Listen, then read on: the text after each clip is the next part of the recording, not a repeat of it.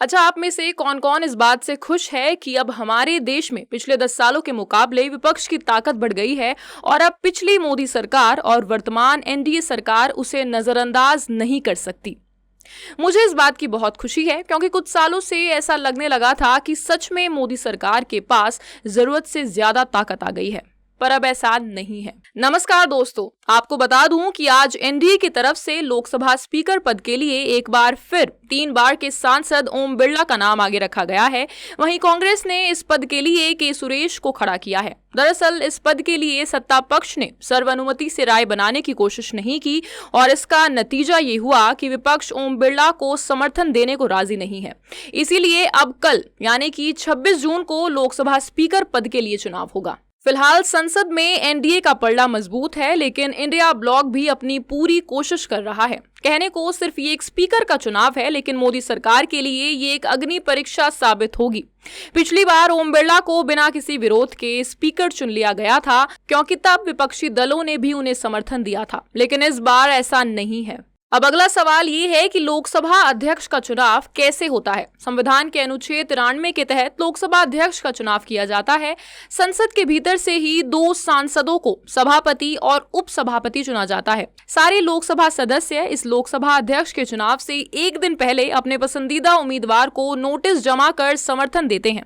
ये चुनाव साधारण बहुमत के जरिए होता है, मतलब जिस उम्मीदवार को चुनाव वाले दिन लोकसभा में मौजूद आधे से ज्यादा सांसद वोट देते हैं वह लोकसभा अध्यक्ष बन जाता है। लोकसभा स्पीकर को सदन के कामकाज, उसके नियमों, देश के संविधान और कानून के बारे में जानकारी होना जरूरी है।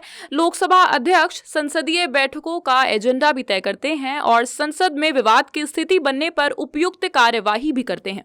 साथ ही लोकसभा स्पीकर किसी मुद्दे पर अपना मत घोषित नहीं करते और किसी प्रस्ताव पर मतदान में भाग भी नहीं लेते, लेकिन अगर किसी प्रस्ताव पर पक्ष और विपक्ष में बराबर वोट हो तो वो अपना वोट डालकर निर्णायक भूमिका निभा सकते हैं। 543 सदस्यों की लोकसभा में एनडीए गठबंधन के पास कुल 293 सीटें हैं, जिनमें से बीजेपी की 240 सीटें हैं और टीडीपी जेडीयू का हिस्सा 28 सदस्यों का है। यानी कि अब सरकार को चलाने के लिए पूरी तरह से इन दोनों दलों पर निर्भर रहना होगा। दूसरी तरफ इंडिया गठबंधन के पास 234 सीटें हैं, जिसमें सबसे बड़ी पार्टी कांग्रेस है और दूसरी बड़ी पार्टी समाजवादी पार्टी है। इसीलिए अब इस गठबंधन के पास सरकार पर दबाव बनाने के लिए तगड़ा संख्या बल है। आखिरी सवाल ये है कि अगर ओम बिरला हार गए तो क्या होगा। सबसे पहली बात कि ऐसा तभी होगा जब जेडीयू या टीडीपी वोटिंग के वक्त अपना अलग रास्ता चुनेंगे।